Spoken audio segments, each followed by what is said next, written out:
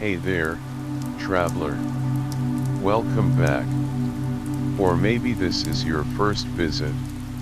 Either way, I'm glad you're here.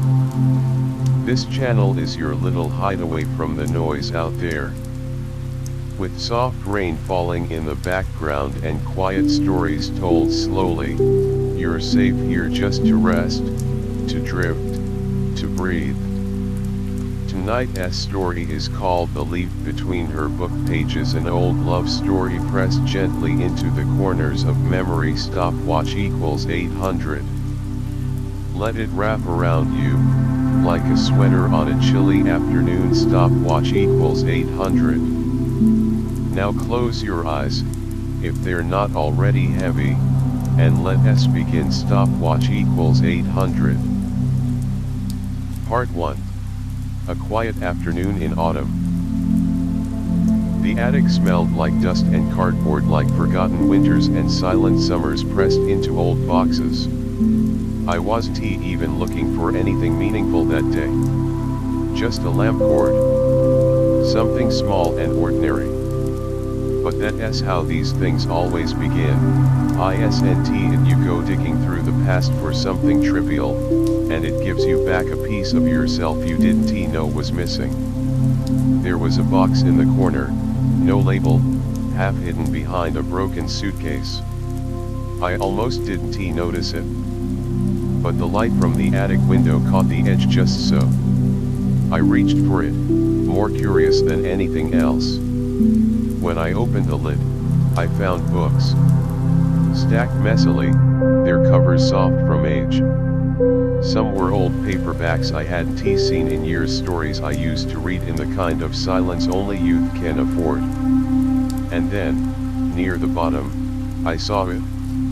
A worn green copy of The Great Gatsby.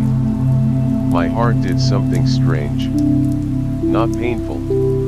Just aware. I picked it up, thumbed through the familiar cover, and the pages fell open, not randomly, but like they remembered. Page 85. Right there, pressed neatly between the sheets, was a red maple leaf. I stared at it for a long time. Still red. Still full. The veins of it delicate, like tiny roads. It hadn't crumbled. It hadn't even browned much. And suddenly, I wasn't in the attic anymore. I was back in that bookstore on 6th Avenue. The one with the sagging shelves and the window seat that looked out onto nothing special, just a cracked sidewalk and a tree that always seemed to bloom too early. I remembered the exact sound a door made when it opened. The way the bell above it rang a beat too slow. And her. She was always there before me. Brown knitted hat. Thermos full of tea that smelled like cinnamon. She'd curl into the farthest corner, feet tucked beneath her, flipping through books with the kind of reverence people usually reserve for church. She read like she was listening. Like the pages were whispering something only she could hear. I don't remember how we started talking. It wasn't one of those movie moments. No dropped books. No accidental glances. It was quiet, like everything about her. Gradual. Safe. We just started sitting near each other. Then reading near each other. And then one day, we weren't strangers anymore. The day she gave me that leaf, we'd gone for a walk in the park. The air was full of the kind of chill that doesn't quite demand a coat but makes you wish you'd brought one anyway. The trees were on fire, reds and oranges and golds falling in slow motion. She stopped beneath a maple, reached up, and plucked the brightest leaf she could find. This one, she said. Let us keep this day somewhere. I held out the book I'd brought with me, The Great Gatsby, her favorite, and she tucked the leaf between the pages with this small, secret smile. I didn't say anything. I didn't have to. Funny how you don't realize a moment is golden until years later, when the shine still sticks to your fingers. Back in the attic, I sat down on the wooden floor, the book open in my lap. The dust swirled in the light like tiny ghosts, and I let myself fall into it. The memory, the warmth, the quiet kind of ache that does hurt exactly just hums low beneath your ribs. She left not long after that October. Graduate school overseas. A scholarship she couldn't turn down. She told me over tea, her fingers wrapped tight around the thermos, like she was trying to hold onto the warmth. I nodded, like I was proud of her. Like I wasn't crumbling on the inside. And when she gave me back the book leaf still tucked inside, she said, "Don't lose it." "I want tea," I promised. And I did tea. Not really. I carried that book through 3 apartments. 5 cities. I never opened it. I just brought it along. Like a charm. Like maybe a piece of her was still pressed between those pages, waiting. Turns out, she was. I closed the book gently, careful not to disturb the leaf. And for the first time in years, I smiled not because I missed her, but because I remembered her so clearly. Some people drip through your life like wind. Others, they leave something behind. A bookmark. A leaf. A moment. And if you're lucky, if you're really lucky, the years don't erase it. They preserve it. Part 2. The Bookstore on 6th Avenue. The bookstore didn't even have a real name. Just a small hand-painted sign above the door that read "Used and Loved." Half the letters had faded in the sun, and the D at the end was always about to fall off. But it had charm, the kind of charm that doesn't try too hard. The kind you only find when you're not looking for it. It sat on 6th Avenue, squeezed between a dry cleaner and a music shop that always seemed closed, even when it wasn't. You wouldn't notice it unless you needed to. That's what I think now, that places like that only reveal themselves when your heart is open to being softened a little. The first time I wandered in, it was raining. Not a storm. Just one of those soft, indecisive drizzles that smudged everything gray. I was trying to kill time between meetings and saw the chalkboard outside, all poetry half off. Rainy day special. I don't even like poetry. But something about it made me smile. So I stepped inside. The air was thick with the scent of old paper, wood polish, and distant memories. It was warm. The kind of warm that wrapped around your shoulders, not just your skin. Books were everywhere, stacked in haphazard towers, stuffed into sagging shelves, tucked into little nooks like they were hiding from the world. And there she was, sitting in the far corner beneath a tall window streaked with raindrops. A brown hat pulled low over her forehead, her eyes fixed on a book in her lap. She had a way of holding it, not just reading it, but listening to it. I remember thinking that she looked like she was listening to something I couldn't hear. I didn't say anything that day. Just browsed, found an old paperback copy of Hemingway, paid in cash, and left. But I came back the next week. And the week after. She was always there, same spot, same thermos beside her, steam curling up in lazy spirals. Eventually, we nodded hello. Then a quiet hot. Then, one rainy afternoon, she smiled at me and said, "You keep picking the same books I do." I looked down at the Fitzgerald I was holding and laughed. Well, at least we have good taste. That's how it started. Not dramatic. Not cinematic. Just real. Honest. We never made plans. We just started showing up on the same days, at the same time. I bring coffee. She bring tea. We sit across from each other not talking much, just reading. Sometimes our knees would touch under the low table, and neither of us would move away. The bookstore became our place, without either of us ever saying it. We didn't need to. There was a rhythm to it. The creak of the floorboards when the owner, old Mr. Allen, walked by. The chime of the door. The sound of pages turning, soft and slow. Outside, the world kept rushing. Horns, deadlines, headlines. But in that corner, time seemed to pause or maybe rewind. Back to something simpler. Something that didn't need constant explaining. She told me once, I like old books because they smell like other people's stories. I remember nodding, not because I understood completely, but because I wanted to. One day, I asked her why she always wore that brown hat. She looked up, surprised, then shrugged with a little smile. Because it's my thinking hat.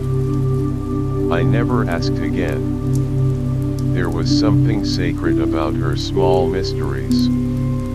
Something I didn't want to solve. Just sit beside. Like a campfire you don't dare put out, even when it starts to flicker. And that's how autumn passed. Among the smell of books, quiet conversations, and long glances we didn't quite know how to hold. I never asked if she was seeing someone. She never asked about my past. There was no need. We were both there fully, quietly. That was enough. Looking back, I think what we had wasn't a relationship in the way people usually mean. It was a space. A warm. A shared silence. Something slow burning and wordless. We never touched. Not really. But the space between us was always soft. Full of things we didn't say but understood. That bookstore doesn't exist anymore. I heard it closed a few years after she left. Turned into a cafe or an office or something less fragile. But in my memory, it's still there. Rain against the windows. Pages rustling like leaves. Her, in that brown hat, reading like the world depended on it. And me, pretending to read, when really, I was just memorizing her smile. Part 3. Her smile under that brown hat. There was something about that brown hat. It wasn't fashionable, not in the way people chase trends or try to stand out. It was hand-knitted, a little lopsided if you looked closely, and the yarn had started to fuzz at the edges. But on her, it looked like it belonged, like it was part of her story, not just something she wore. She told me once it was a gift from her grandmother. I wear it when I need to feel like myself, she said, adjusting it with both hands and giving me a look that was half serious, half playful. I believed her. I always did. Her smile would appear in pieces, not all at once. first in her eyes, then at the corners of her lips, and finally like a soft wave across her whole face. It wasn't the kind of smile you remembered in photographs. It was quieter than that. Warmer. The kind that made you feel like you'd just been trusted with a secret. Sometimes she'd laugh at a line in a book and try to stifle it, holding the page closed like it was something delicate. I loved those moments more than I ever said aloud. The way her shoulders would shake just slightly. The way she'd glance at me like, "Did you see that too?" I never told her how beautiful she looked when she read. Not once. I don't think I could be found the words, and even if I had, I might be ruined something by saying them out loud. Some silences are better than compliments. Some things are better just known. She always carried the same thermos, dark green, with a dent on one side and a faded sticker of a moon. Her tea smelled like citrus and cinnamon. I never asked what kind it was. I just liked that it followed her, like a scent trail I could trust. When she poured it, she'd cradle the cup in both hands, like holding warmth itself. She'd sip, eyes scanning her page, the steam curling up toward the rim of her hat. If there was ever a moment I could live inside forever, it would be even one of those. One day, a leaf got caught in her hair on the way in. It was mid-October, and the wind outside had turned playful. The leaf was tiny, gold-edged, like it had been picked just for her. I noticed it before she did. "You've got a little fall stuck in your curls," I said, reaching forward before stopping myself. She plucked it out with a laugh, looked at it for a second, and said, "It's just trying to read over my shoulder." I smiled at that, and she tucked the leaf into her notebook like it belonged there, like even autumn wanted to leave her a note. She never dressed like she was trying to impress anyone. Mostly wool coats and scarves, layers of muted colors, soft things. She wore comfort like an old habit.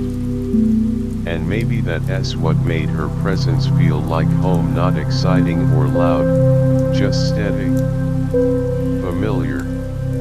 There were days she'd come in looking tired, eyes darker than usual, shoulders a bit lower. She never complained. But I could tell. She'd still read, still sip her tea, still smile when I asked how her book was. But some days, her silence felt heavier. I started bringing a second cup of coffee, just in case. And when she didn't feel like talking, we didn't. I'd sit beside her, the two of us reading the same air, breathing in rhythm with the rustle of pages. There was one rainy afternoon when the power went out. The whole bookstore dimmed into candlelight. Mr. Allen brought out 2 old lanterns from the back, and everything felt suspended, like time had dropped its keys and decided to stay a while. She leaned over to me and whispered, "This is what books were made for." I didn't answer. Just nodded, grateful to be near her in that flickering quiet. Looking back now, I think I fell in love with her in layers, not all at once, but slowly, gently, like the way dawn arrives when you're not watching the sky. There was never a confession. No grand moment. Just hundreds of small ones. Her smile under that brown hat. The way she bent the corner of pages instead of using a bookmark.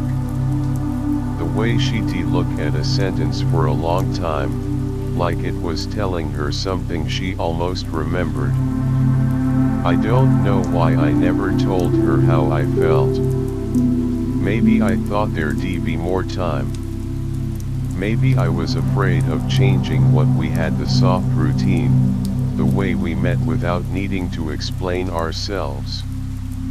Or maybe I was just young and stupid and trying too hard to play it cool when what I really wanted was to hold her hand and say, "Stay." But she never asked me to say it, and I never did. So we kept sitting, week after week, hearts not touching but somehow always nearby. She'd smile, I'd smile back. And the space between us was filled with all the things we didn't say, like the hum of a song you never quite forget.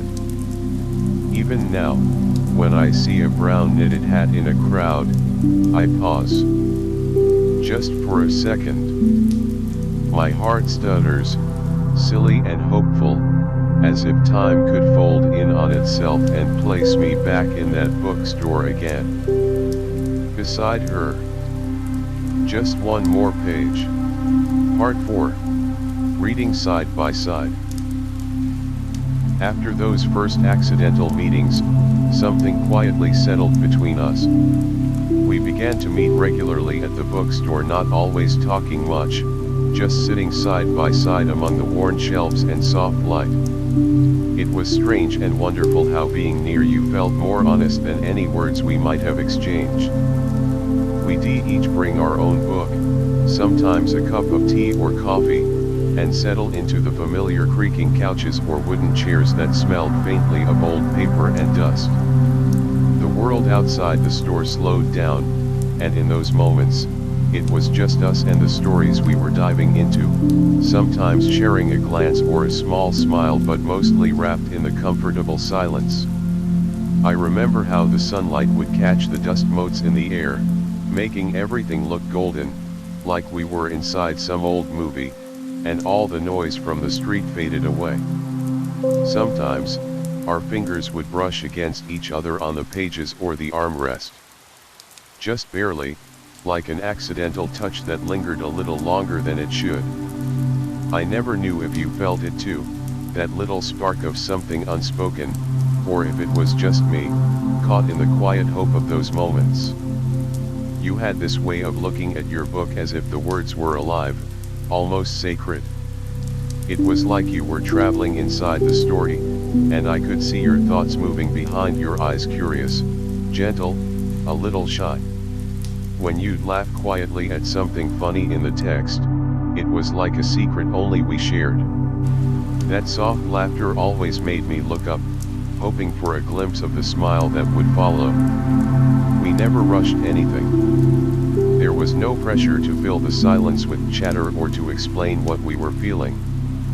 Instead, the silence became its own kind of language between us, full of promises and memories we hadn't yet made but somehow already understood. The way you would tuck a stray strand of hair behind your ear, or lean just a little closer when reading, those little moments felt like quiet declarations.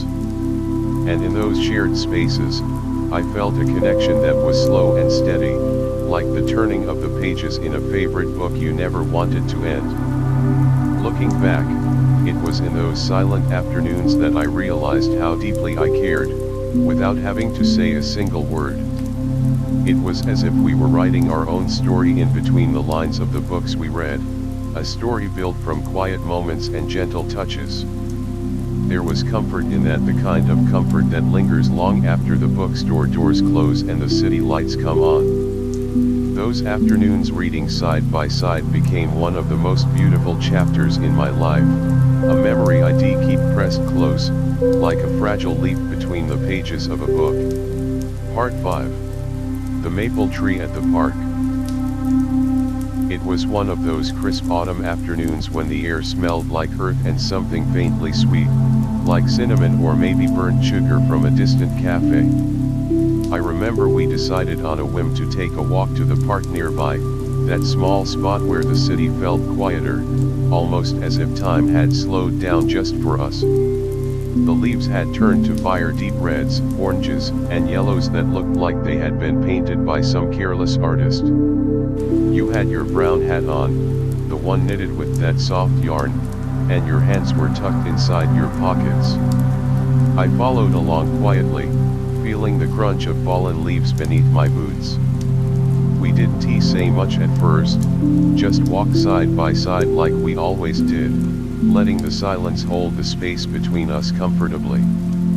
I was watching how you glanced up at the trees, your eyes catching the sunlight filtering through the branches, casting dappled shadows on your face. Then, you stopped. Just like that. You bent down and picked up a single leaf perfectly shaped, vibrant red, almost glowing in your hand. You held it up like it was some kind of treasure, your fingers brushing over its delicate veins, and said softly, "Let us keep this day somewhere safe." The words floated in the air, so simple yet heavy with meaning. I nodded, not sure how to respond.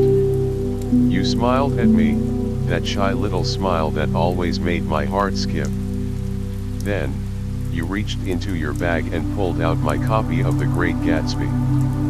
I remember feeling a little startled because it was the first time you'd ever touched my things like that, so carefully, so deliberately. You pressed the leaf gently between the pages right there, halfway through the book, where Gatsby and Daisy's story felt fragile and longing. You looked up, your eyes catching mine, and I could tell that you wanted to capture this moment, to trap it somehow, like how we tried to trap the feeling of those golden afternoons when nothing else mattered. We sat down on a bench nearby, the cold starting to nip at our cheeks.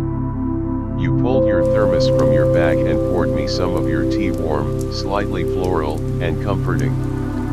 We sipped quietly, watching the leaves dance in the breeze. I remember thinking that, even though we barely spoke, it was one of the most intimate afternoons we'd had. I couldn't shake the feeling that you were trying to hold on not just to the leaf or the day, but to something invisible between us. Maybe it was the realization that things were about to change, that this small world we shared was fragile, like that leaf pressed inside the book. I wanted to tell you not to worry, that I remember this day, this moment. But I didn't have the words, or maybe I just didn't say them aloud because sometimes silence feels like the truest thing. That walk, that leaf, the quiet bench in the park, they stayed with me. Every time I open that book, I see the leaf, red and pressed flat, like a secret we shared but never spoke about.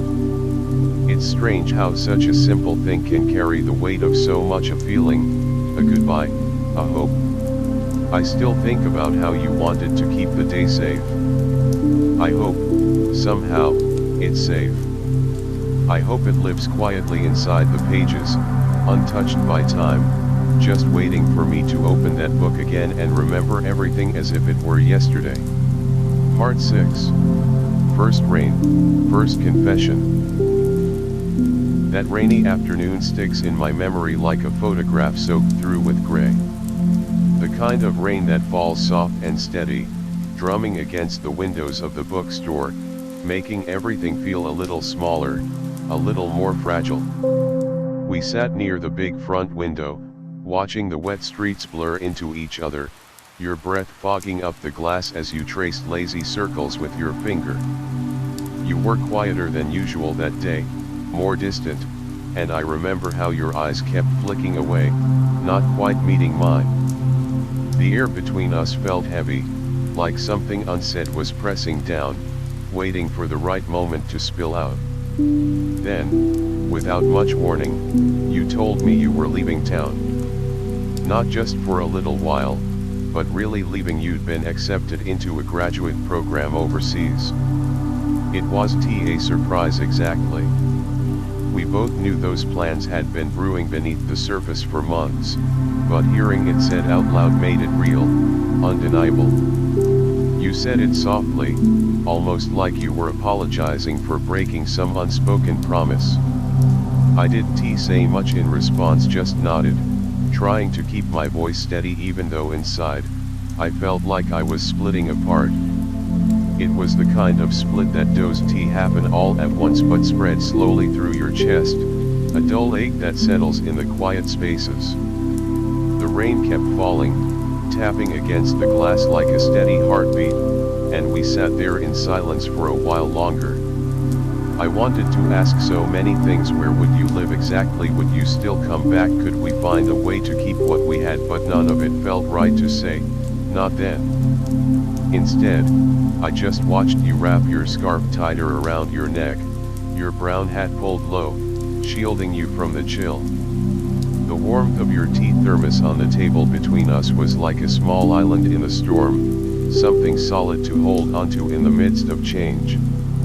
That day felt like the end of something, but also the beginning of a long waiting, a waiting filled with hope and doubt, with the question of what comes next when two lives drift apart.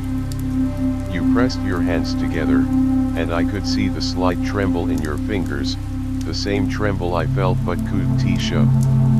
When the rain finally slowed and the clouds began to part, we stepped outside into the wet air. The streets were glistening, and the world smelled fresh and clean, but the warmth between us had thinned, stretched thin like the last fragile thread of a spider's web.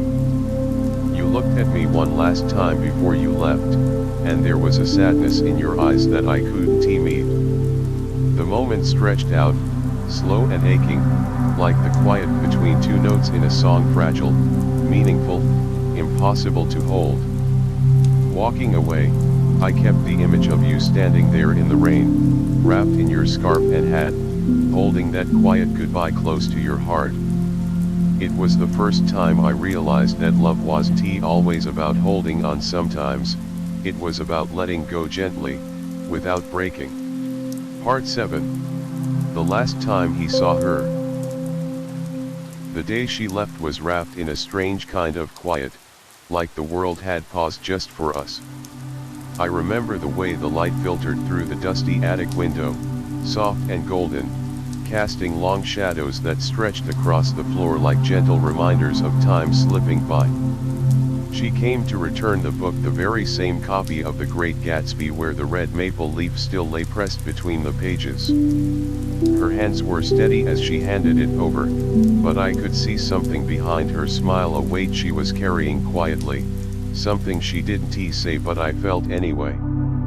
"Don't lose it," she said softly, her voice almost a whisper. "I pressed it for you." Her smile was there, but it didn't reach her eyes. Those eyes, usually so bright and curious, looked distant and tired. It was the kind of look that holds all the unsaid words and the things left behind when two people know their paths are about to diverge. We stood there in that attic, the silence stretching between us like a fragile thread. For a moment, I wanted to reach out, to pull her close and freeze time, but something held me back, maybe the fear of breaking the delicate moment or the understanding that some things couldn't be stopped.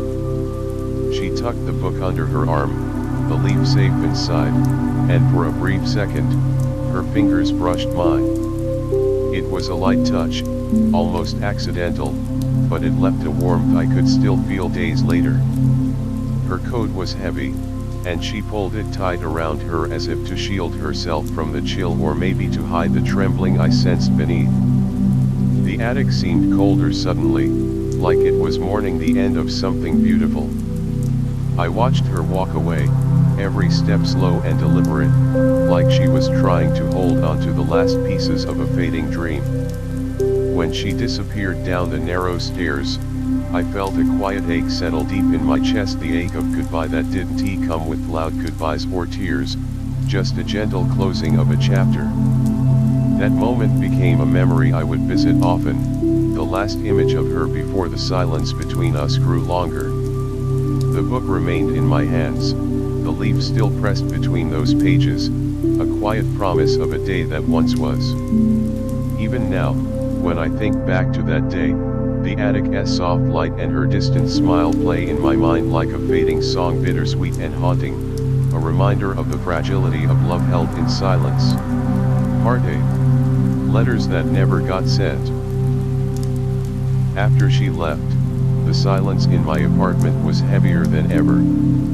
It wasn't just the absence of her presence, but the quiet spaces she had filled with laughter and soft conversations. Those empty rooms echoed with memories, and somehow, I found myself reaching for a pen, hoping to fill the void. I started writing letters, pages and pages of them.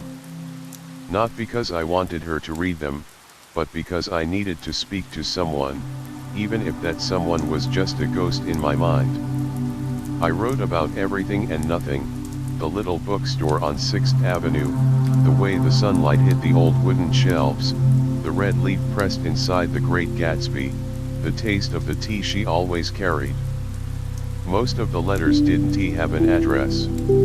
I didn't know where to send them. Sometimes, I'd write her name at the top, then cross it out, unsure if I still had the right to speak to her or if she had moved so far away that my words would just vanish into the air.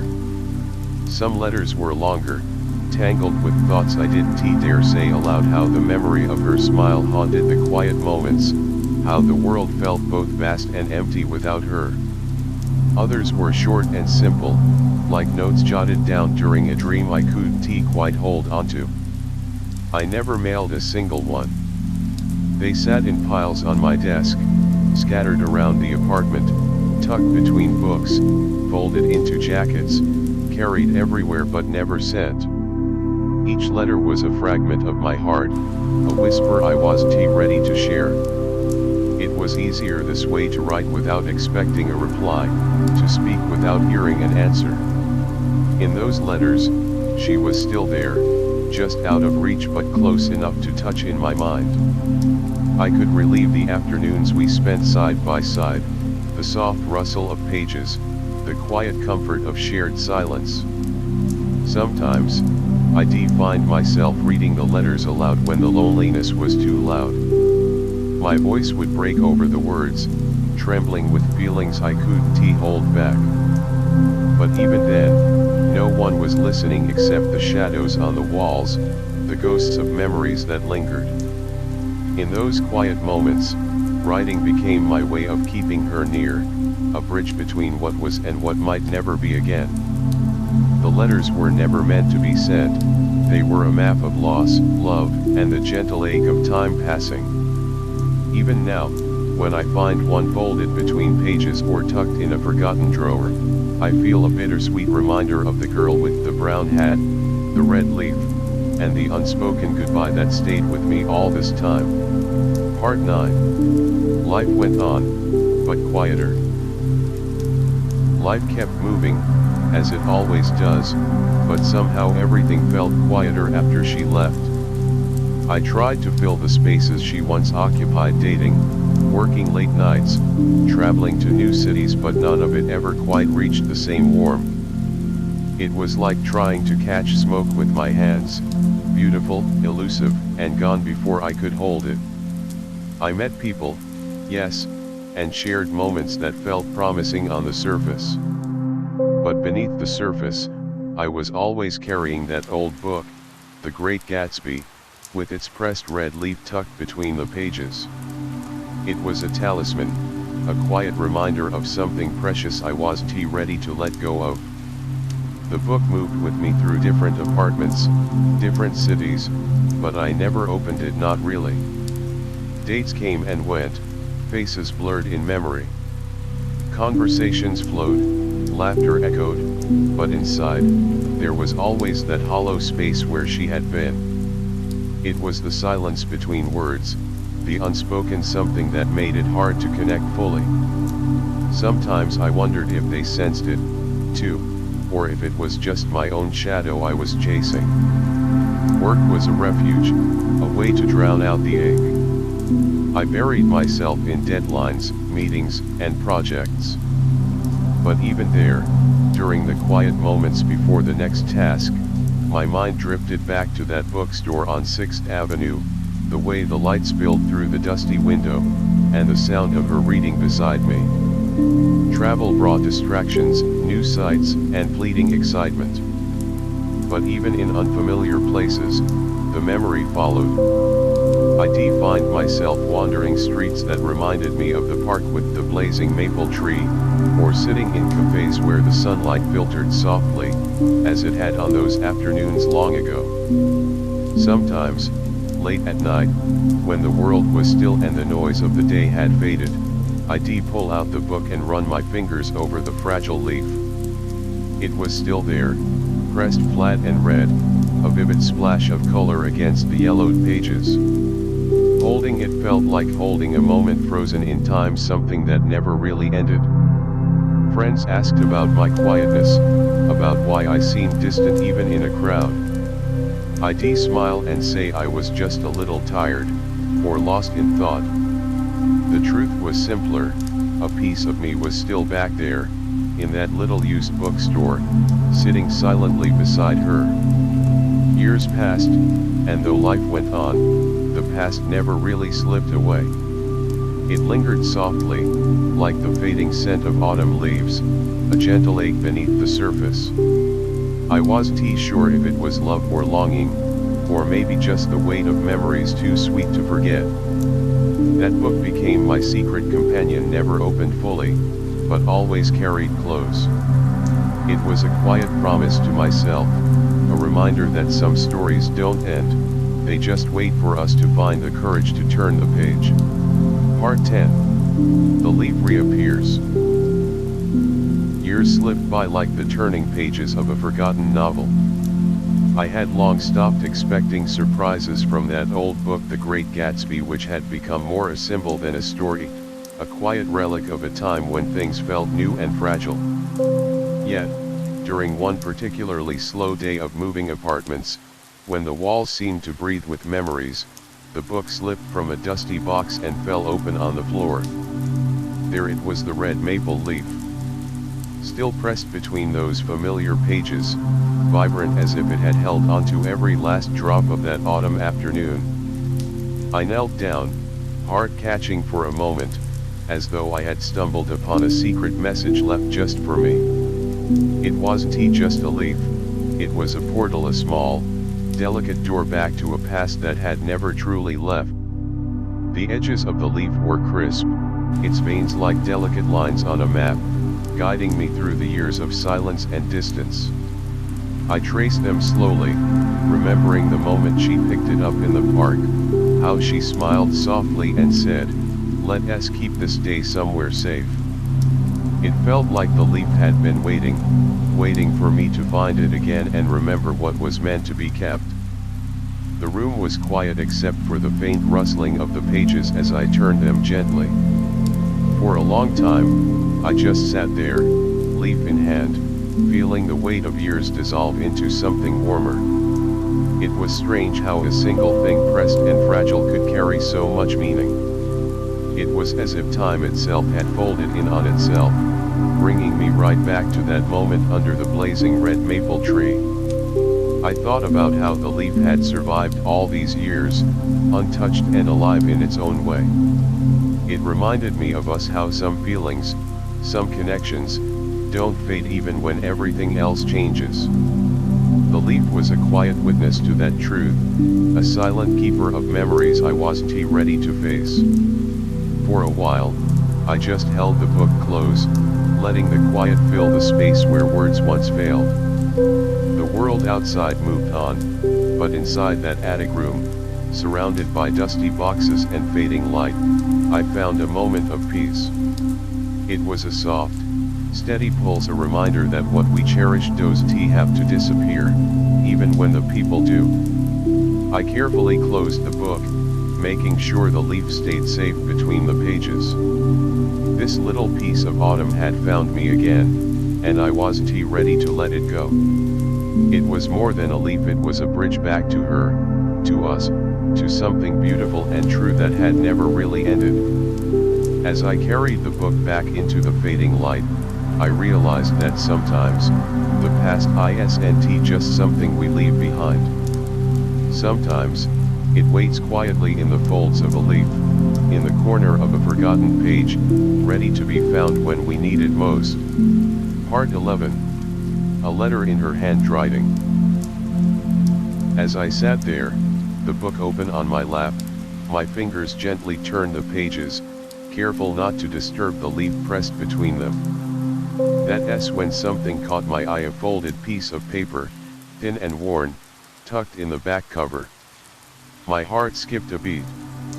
I hadn't noticed it before.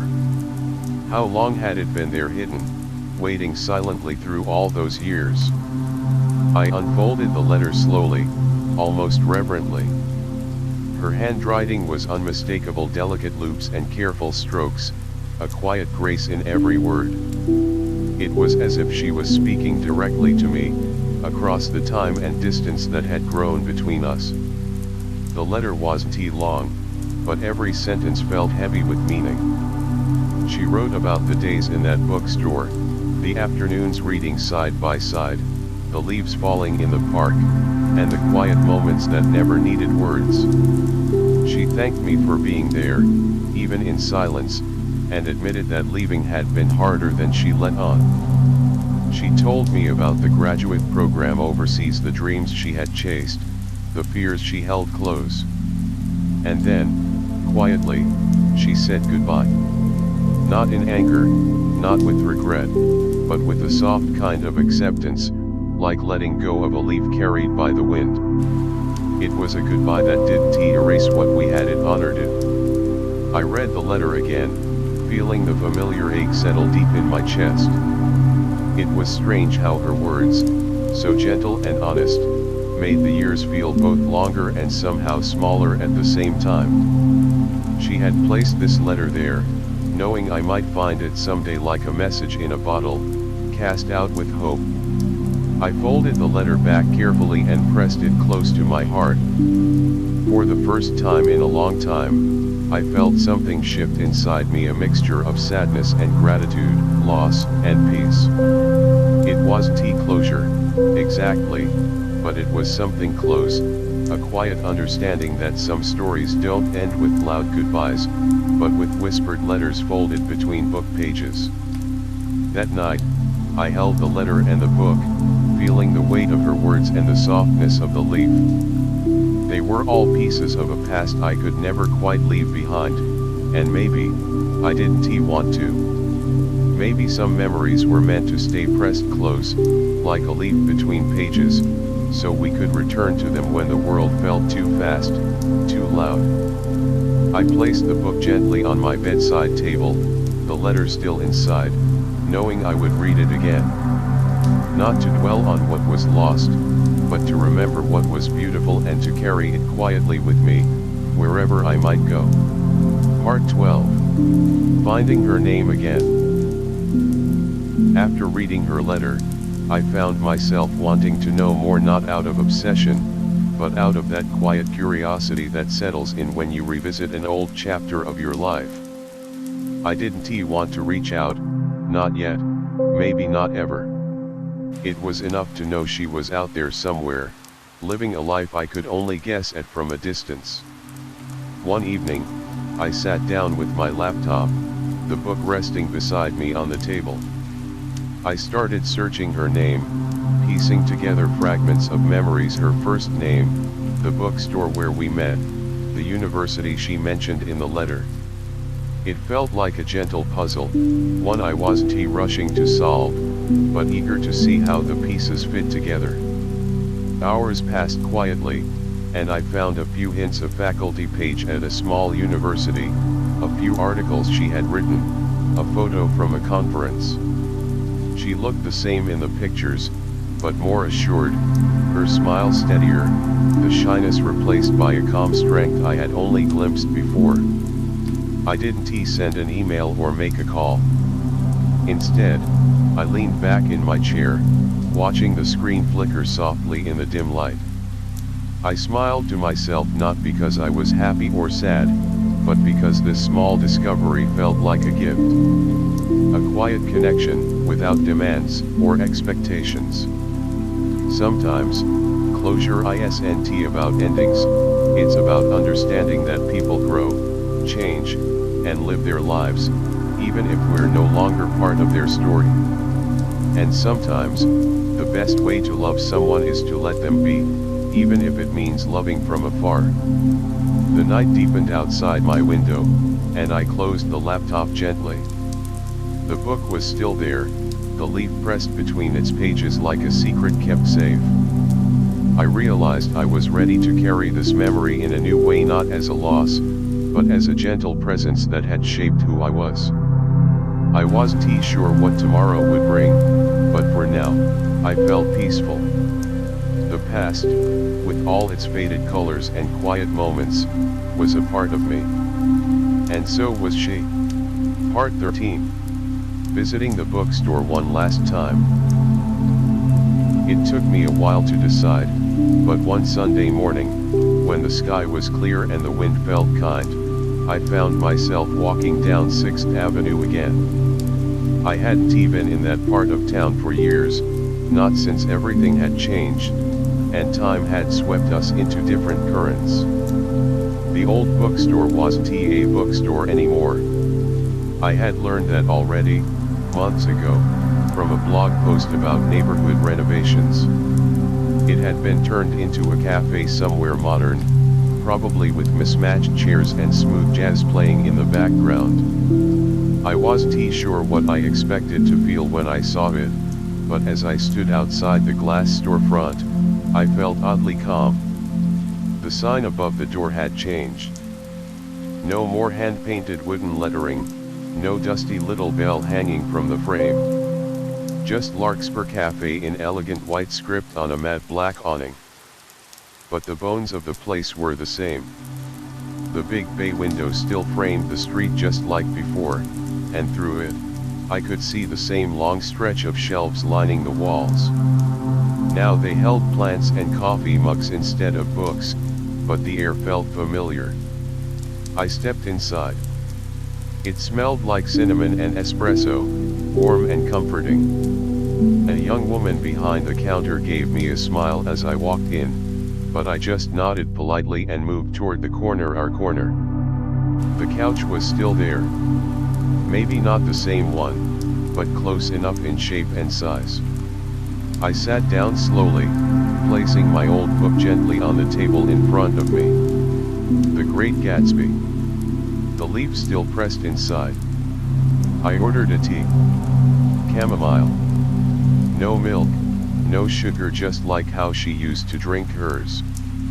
I sat there for a long while, sipping slowly, watching people come and go. There were students hunched over laptops, couples laughing quietly, someone sketching in a notebook.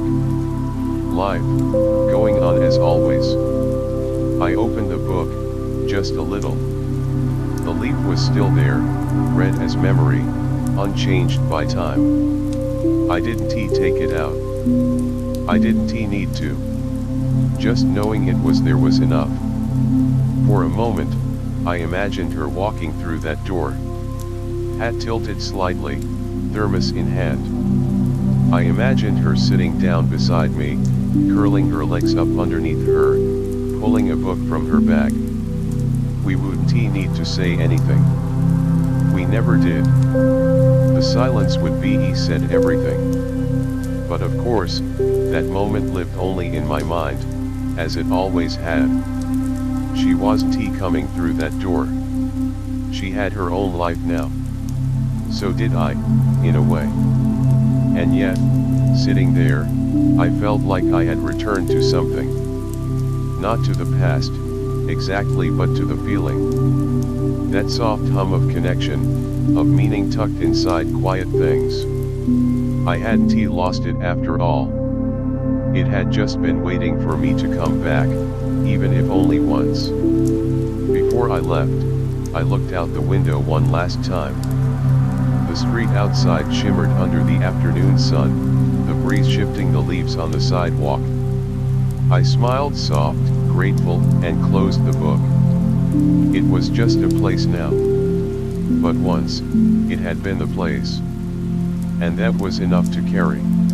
Part 14. A quiet letter he finally writes. I didn't mean to write her that day. It began as a note to myself, really.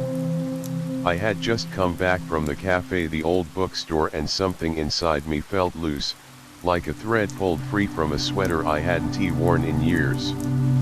I made a cup of tea, chamomile again, and sat by the window. The early evening sun was dipping low, coloring the walls in amber. Everything felt soft. Quiet. The notebook I used for lists and odd thoughts was already open on the table. Without thinking too much, I picked up a pen and started to write. Dear you, I began. That's all it was, at first. A whisper. But then the words started coming, gentle and unhurried, like water finding its way down a hill. I told her about the cafe. How the couch was still there. How I ordered tea and sat in our corner. I told her I brought the book, the same copy of Gatsby, and that the leaf was still inside, pressed as perfectly as the day she left it. I didn't try to sound poetic or clever. I didn't reach for metaphors or turn phrases like I might have when I was younger. I just said the things I kept quiet for too long. Things like, I never stopped wondering what kind of life you made for yourself. And, I think I understand now why you didn't ask me to wait. And, I didn't lose the leaf. I never could. There was no anger in it, no regret sharp enough to cut. Just the warm ache of remembering someone well. Of letting the memory breathe instead of burying it under time. I wrote about little things, too. The way she used to read with her finger tracing the lines. The way she hummed softly when she was focused. How she always paused halfway through a sip of tea, like she was listening to something only she could hear. I told her thank you. Not just for the leaf, or the moments we shared, but for teaching me how to love the quiet parts of life. The in-between spaces. The silences that mean more than conversations ever could. By the time I finished, the sky outside had turned dusky blue. I closed the notebook slowly, letting the weight of the letter settle in my chest. I didn't tear the page out. I didn't seal it in an envelope or write an address on the front.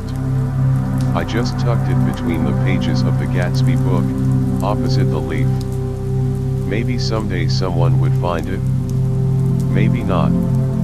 That wasn't the point. Writing it wasn't about getting a reply. It was about making peace with the part of me that had waited quietly for too long. As I sat there, alone but not lonely, I realized something. I hadn't just written a letter to her. I had written it to the version of myself who loved her. The young man who never quite knew how to say goodbye. The man who carried a leaf through every season, even when he'd forgotten why. I took one last sip of my tea, still warm, and looked out at the fading light. There was no music playing, no dramatic swell of feeling.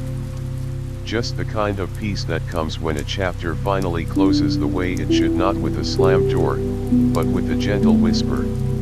Part 15. Letting the leaf go. I waited for a day that felt right. Not for any reason I could name, just a softness in the air, a lightness in my chest, like the season itself had finally caught up to me. It was early afternoon when I stepped out, book in hand. The same worn copy of The Great Gatsby, corners bent from time and memory. I didn't bring a bag or my phone. Just the book. And the leaf, still pressed inside like a quiet flame that had burned for years without ever going out. The walk to the park was longer than I remembered. Or maybe I just hadn't paid attention before. Trees lined the sidewalks, mostly green but tipped with hints of yellow and gold, autumn just beginning to stretch. A few children ran past me chasing each other with leaves in their hands, laughing in high, echoing notes. The old maple was still there. I found it exactly where it had always stood at the bend of the walking path, near the wooden bench that groaned when you sat on it. Its trunk was thicker now, roots more gnarled and sure. But its leaves. Oh, its leaves were just as red as I remembered. Not bright, not boastful, just quietly ablaze. Like a fire that knows its job is to warm, not to burn. I sat on the bench and opened the book. There it was. The leaf. Slightly more fragile now, edges curled inward like a breath held too long. But the color had stayed deep and steady, like it had made a promise to me all those years ago. I stared at it for a long while. I don't know if I was saying goodbye to her, or to myself, or to the version of us that only ever lived in those pages. Maybe all of it. I took it out gently, holding it in my palm. A breeze passed, and for a second I thought it might slip from my hand, float away like something released. But it stayed. I knelt beside the roots of the tree and brushed away a few small twigs and bits of soil. Not to bury it, not really. Just to give it a resting place. I laid it down, slow as prayer, and whispered, "Thank you. For the quiet afternoons. For the space we gave each other. For the silence we didn't try to fill. For the kind of love that doesn't need to be loud to be real." I stood up, brushing off my knees, and looked at the tree one last time. Sunlight filtered through its canopy, casting red dappled shadows onto the ground. It felt like a curtain drawing closed. But not in sadness. In peace. I walked home with empty hands and a full heart. No more leaf between pages. Just the memory of it alive in me now, not pressed in paper. Some stories don't end. They settle. And in settling, they become part of who we are. I didn't lose her. I didn't forget. But I let the leaf go. Because holding on is one kind of love. Letting go, gently, is another. And this was love, too. Thank you for spending this quiet night with me. I hope the story brought you a little peace and warmth. If you enjoyed it, don't forget to follow for more gentle tales. Good night, and sweet dreams.